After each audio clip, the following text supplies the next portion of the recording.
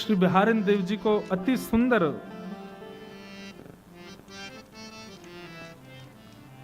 भाव है और वह भी मान लीला का भाव है।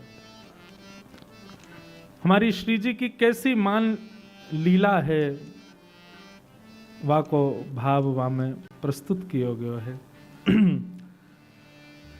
ध्यान से सुनियो, श्री जी कितनी सुंदर हैं ये श्री जी के मुख से ही सुनो। आज दुनिया तो बखान कर रही है कि श्री जी ऐसी हैं, किशोरी जी ऐसी हैं, लेकिन श्री जी कितनी सुंदर हैं ये श्री जी के ही मुख से सुनो।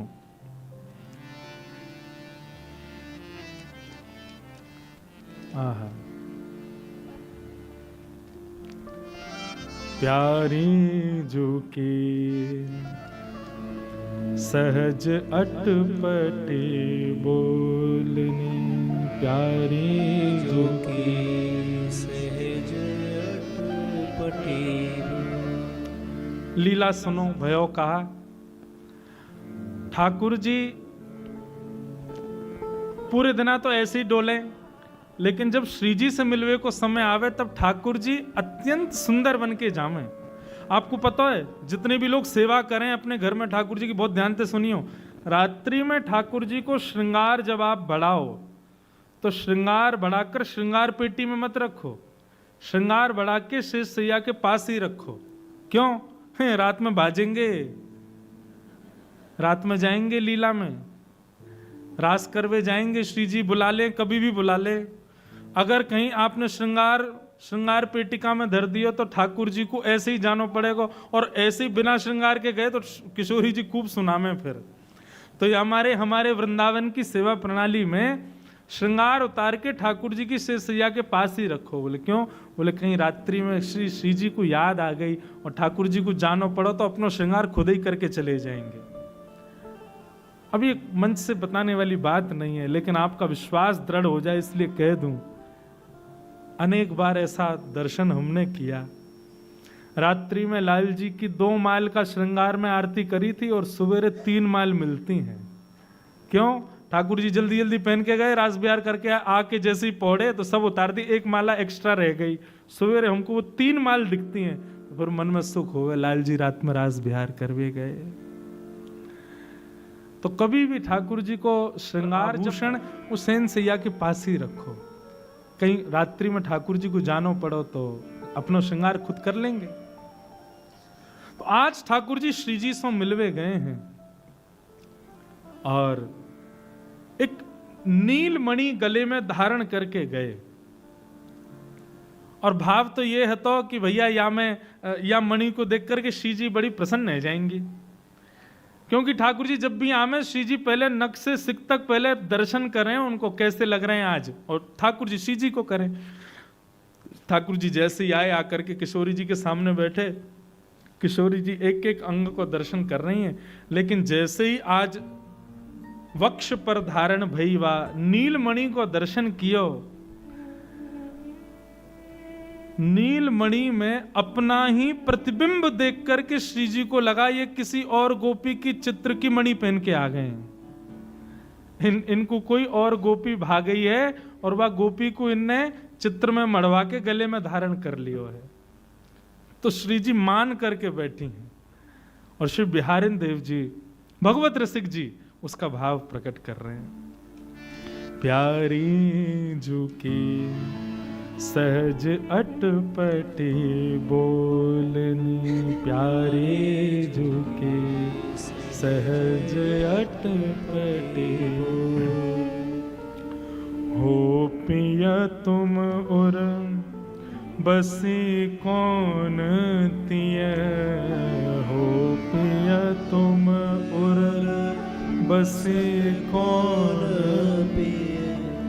पहरे नील निचोलनी, प्यारी जो की सहज नील निचोलनी। श्री जी नाराज है गए, मान करके बैठी। ठाकुर जी बोले अरे अभी तो मैं आया हूं, मैंने कुछ कही भी ना है, मैंने तो कुछ बोलो भी ना है, आपको कुछ श्रम भी नहीं दियो, फिर भी आप मान कर रही हो। हे श्री जी कहा अपराध भयो? हो पिए तुम उर्वशी कौन तिय, पहिरे नील निचोलनी। ये तुमने नीली मणि पहनी है, अब मुझे लगे तुम्हारे हृदय में कोई और आके विराज गयो है, हमारो स्थान चलोगे हैं। भंवर के जैसे कार्य हो ना, जैसे भंवर एक पुष्प से दूसरे पुष्प पर चले जाए, ऐसे ही स्वभाव तुम्हारो है। कोई और गोपी पसंद आ गई है अब तुम्हें। और देखो तो सही है कैसी। अब मणि को श्री जी पकड़ के जितना अपने समीप करें, उतनी छवि और सुंदर होती जा रही है उस मणि में। अब श्री जी कह रही हैं, हम हूते गुण रूप अगारी। देखो तो सही, या मणि में दिखने वाली ये गोपी हम हूं तो ज्यादा सुंदर लग रही है। या की आंख तो देखो, या को मुखमंडल तो देखो कितनी प्यारी है। हम हूते गुण रूप अगारी, कितनी सुंदर है, हम तो ज्यादा प्यारी लग रही है। और ठाकुर जी मंद मंद मुस्कुरा रहे हैं। बोले अच्छा। बोले लेकिन मुझ को यहाँ पे बड़ी दया आ रही है। ठाकुर जी बोले क्यों दया क्यों आ रही है? वो तुम्हारे चक्कर में जो पड़ गई है। हमने तो कृपा करके तुम अपने बनाए लिए, सही सही बताओ, पाई कहाँ बिन मोलनी प्यारे, पाई कहाँ बिन मोलनी प्यारे,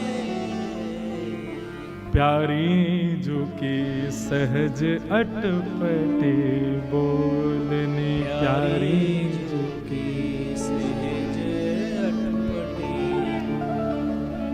ठाकुर जी भी आनंद ले रहे हैं। कैसी लग रही है ना, बताओ तो। बड़े बड़े नैन अरुण कजरारे, बड़े बड़े नैन अरुण कजरारे। इस पद की विशेषता यह है कि श्री जी स्वयं के ही रूप का बखान कर रहे हैं। बड़े बड़े नैन अरुण कजरारे, बड़े बड़े नैन अरुण कजरारे,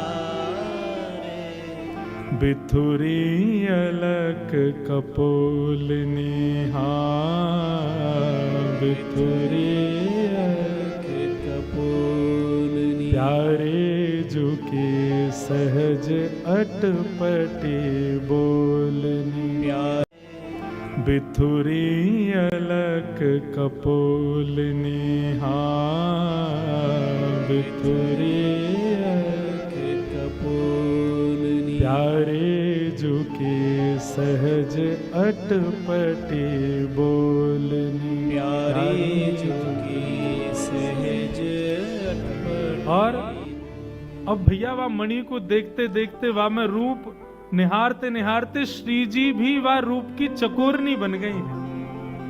अपने ही रूप को देख कर के मणि में श्री जी, अब श्री जी की भी इच्छा हो रही है छोड़ू नहीं। श्याम सुंदर आनंदित हो रहे हैं और श्री जी कह रही हैं, अरे नैन तो देखो या के कैसे काजर लगाया, बड़े बड़े नैनन में भी काजर, और वाक्य बाद भी देखियो, अम जल बूंद मनोहर मुख पर, अम जल बूंद मनोहर मुख पर, हम जल बूंद मनोहर मुख पर, हम जल बूंद मनोहर मुख पर, लसत उरज नक छोलनी प्यारी, लसत उरज नख छोलनी प्यारी, जुकी सहज अटपटे बोलनी, प्यारी जुकी सहज अटपटे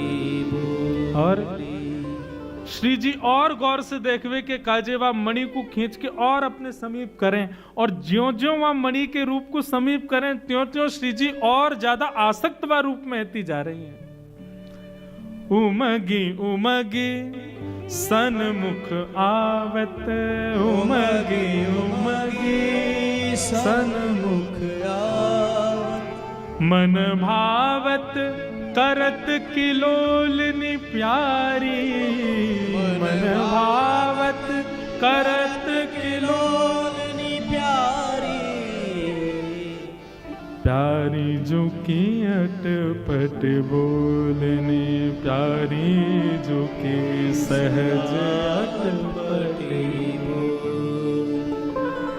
रति के चिन्ह देखियत अंग अंग रति के चिन्ह देखिए अंग रंजित अधर तमोलनी प्यारी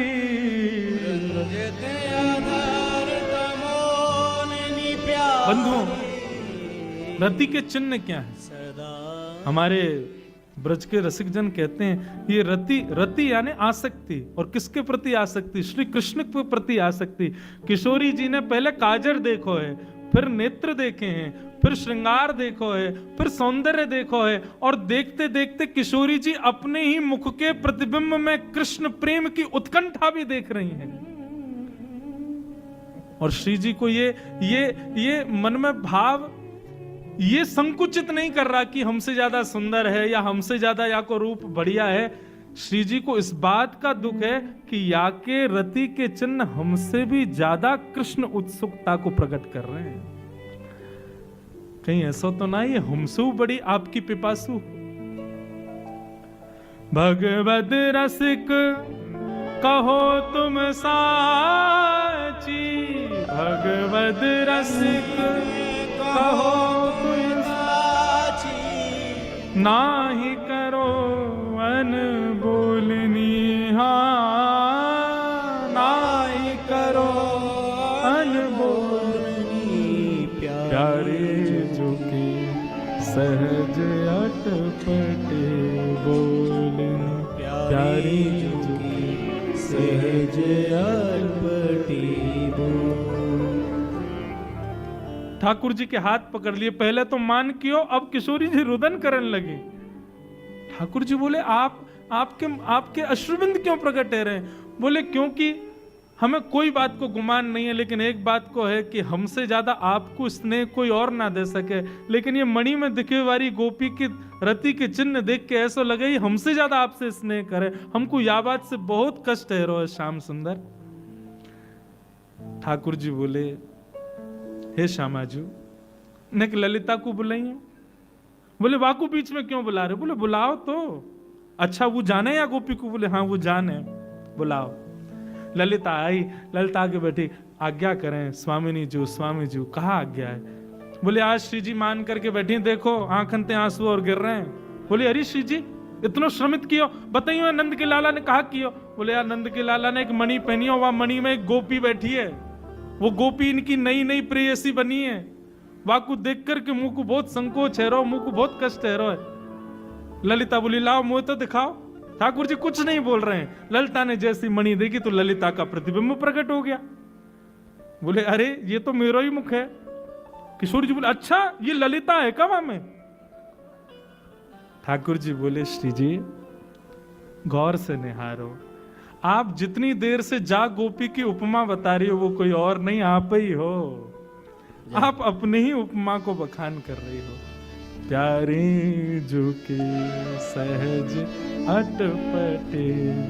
अब इस भाव में भगवत रसिक जी ने किशोरी जी का कृष्ण प्रेम सब बात अपनी तरफ है, उनका सौंदर्य आदि सब कुछ है, लेकिन हमारी श्यामा जो कितनी भोरी हैं, वो प्रतिबिंब में भी स्वयं को देख करके सोच रही हैं कृष्ण के हृदय पे धारण मणि है तो कहीं कोई और तो नहीं, कितनी भोरी हैं।